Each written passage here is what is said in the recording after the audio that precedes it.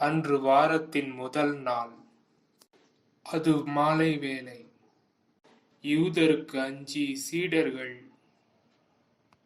தாங்கள் இருந்த இடத்தின் கதவுகளை மூடி வைத்திருந்தார்கள். அப்போது அவர்கள் நடுவில் நின்று, உங்களுக்கு அமைதி உரித்தாகுக என்று வாழ்த்தினார்.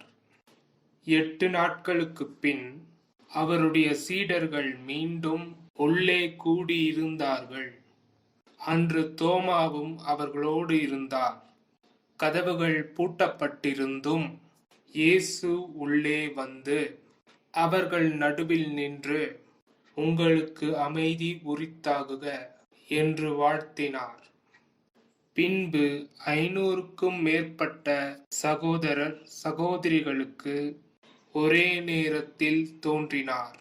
அவர்